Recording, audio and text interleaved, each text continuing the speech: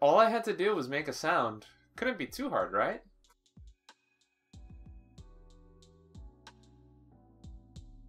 Hello virtual dreamers, Gregory here, and this is the prologue. My quest for this past week was to create a sound, beat, or any other kind of signifier that I was properly using or managed to get something out of my time with Fruity Loops Studio 20. I'm a complete and utter noob to the area of music, so I didn't really come in with very big expectations. Like, I'm not really going for Super Mario Brothers here, but at the very least, getting the program to make something or being able to export a WAV file of some kind of sound or sequence was at the very bare minimum my goal here. So, how did I do in that exactly? Well, it's been about a week or so I guess now would be as good a time as any to just save my progress and go over how things went in the synopsis section. So, let's go.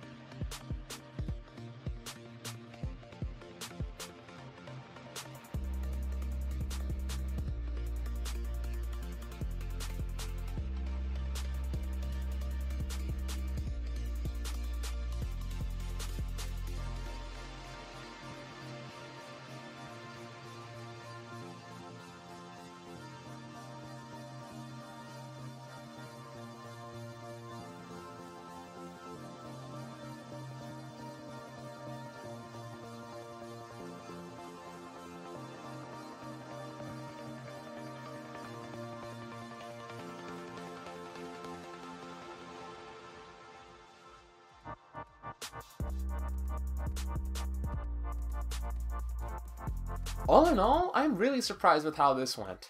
So everyone, the quest for the week of June 3rd to June 9th, Baby Steps to the Music, is complete!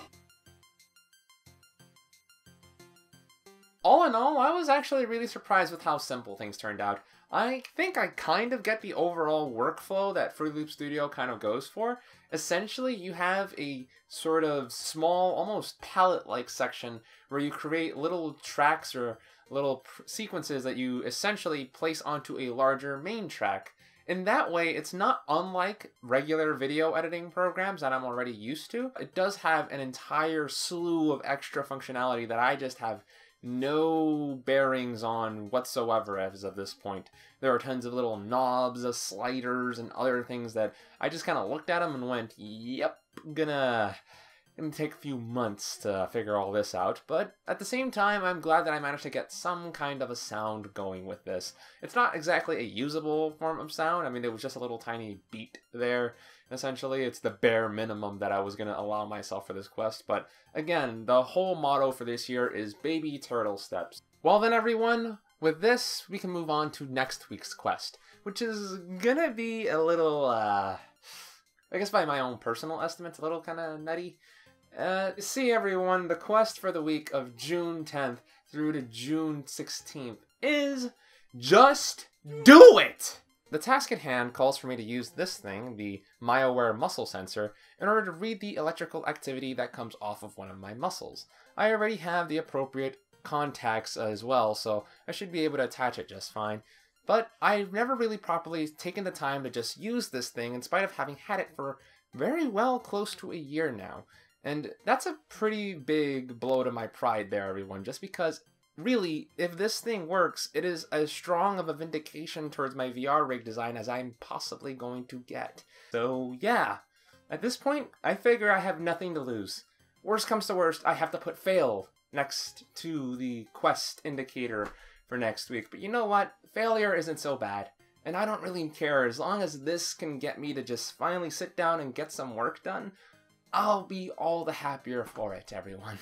That just about does it for me, everyone, but you all had a quest to do as well last week. Remembering your first days, whereby I asked you to write a small account of what your experiences were in your first days beginning out a new hobby, task, job, or skill, or anything in general, just like what I'm doing right now with learning how to do music and stuff like that. We had 3 winners for this quest, and the reward was to have me read your comment aloud, as well as give you a quick shout out. So everyone, without further ado, these are our winners, and no, I am not just going to recite that from memory, so yeah, everyone give me 1 sec.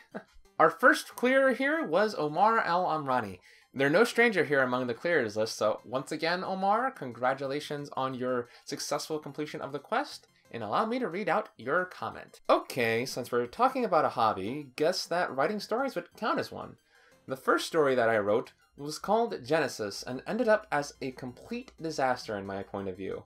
Whatever idea I had when I first started writing were thrown out the window as I started inputting stereotype after stereotype until it became non-distinguishable from a Twilight fanfiction written by a 12-year-old girl. The irony is that I was 13 at the time, so I guess my story wasn't that far from the aforementioned description, albeit it was an original. Anyways, I learned a lot of stuff from writing that story. What to do, what to expect, and what trap lies ahead, yada yada yada.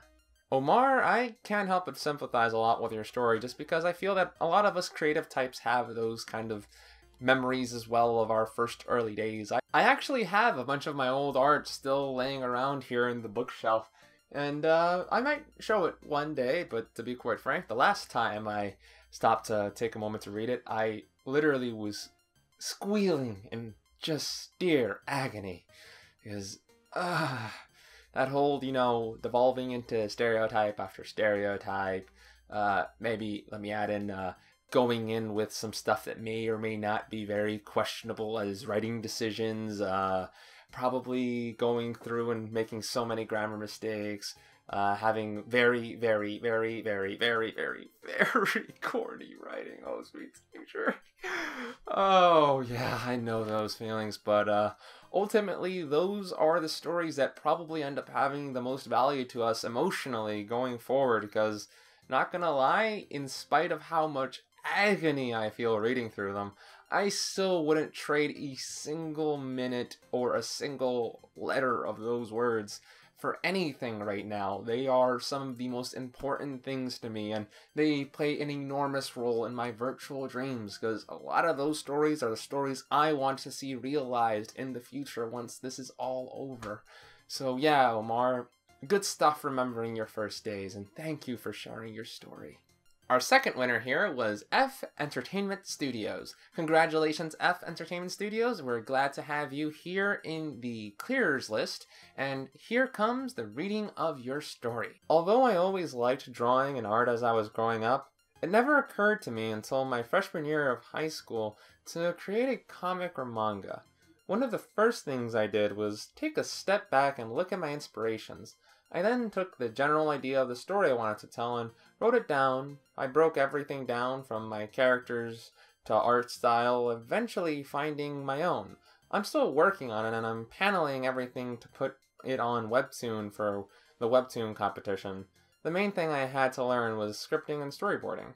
Thank you for sharing your stories, F Entertainment Studios. I can't help but think that a lot of people tend to start up being creative around that general age bracket that's kind of around, age 9 to like maybe 14 or 15.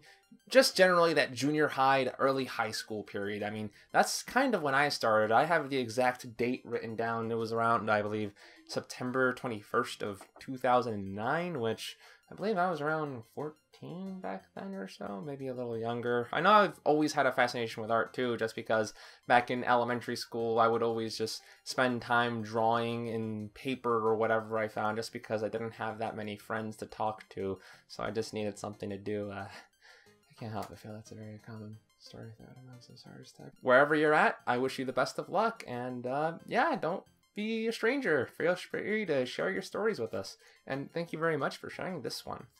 And for our last winner, everyone, we have the reigning quest clearing machine, Owl. Welcome back to the Clear Circle, Owl. It is just amazing that you keep ending up here. This is just awesome, dude. And now for your reward.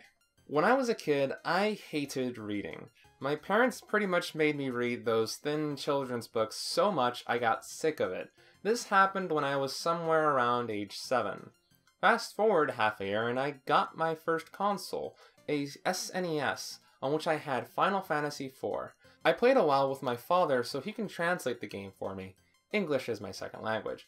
And so I wanted to play more and more, but my father didn't have time, so I started translating for myself.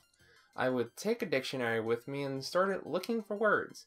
This would happen when I was around 8 years old. I would spend hours on 5-minute dialogue scenes. This made me like to read, and because of this, I got hooked to RPGs. As I played more and more of them, my English got better and better, and by the time I was 11, I didn't need the dictionary almost at all.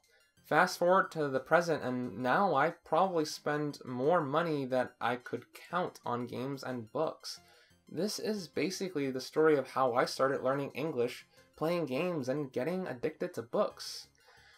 Wow, that is an incredible story. I wish my Japanese was anywhere close to where your English is. Incredible. I have a feeling a lot of us are going to be inspired by the tale of how you managed to learn your language through your passion for video games. And I hope to be able to take some lessons from you in that sense and apply that to my own language learning efforts. Well then everyone, that was a very solid turnout for last week's quest, but we have another quest to deal with, and this one is only going to have one winner. As some of you may know, this is the week of E3, the Electronic Entertainment Expo, so I figured it'd be suitable for us to kind of go over some of E3's best moments for this quest. Here is your quest, Gamer Christmases Past. Your task for this quest will be to name the 5 years in which the following very memorable E3 moments occurred. The first was the announcement of a very new entrant into the gaming space with a new console at a price point of $299. The second was another gaming console announcement, which occurred at a price point of $599 US. You'll know why that was legendary. The third was a very memorable E3 press conference with a certain cute creature and a motion control peripheral. That cute creature was named Skittles, and it was a cute little tiger cub looking thing. You'll understand why that one was memorable too if you either remember it or know what I'm talking about once you look it up. The next year's moment was the announcement of Final Fantasy VII Remake, Shenmue 3, and The Last Guardian all in one press conference. 3 titles thought to be myth and legend that would never happen, all happening in one go. And for the final moment, it was the announcement of The Legend of Zelda Twilight Princess, receiving a very, very strong fanfare reaction. The reward for this week's quest will be limited to only a single person. You will receive a shout-out, as well as a sketch of the character of your choosing, be it a waifu, a husbando, a OC, or whatever. I will be placing the drawing or the final sketch within next week's prologue, so I'd prefer it if you guys could kind of give me a bit of a headspace here just by kind of getting this one done nice and quick so I have plenty of time to work on it, because if it does come in like on Saturday, come on, give me a break there. I'll probably post it in the prologue for the week afterwards just to have the timing, but yeah, I'll definitely try to push it in to have it within this week's prologue. So yeah, everyone, that will be the reward for this week's quest. Thank you very much, my fellow adventurers and dreamers, for watching this week's prologue. This has been Gregory, logging out.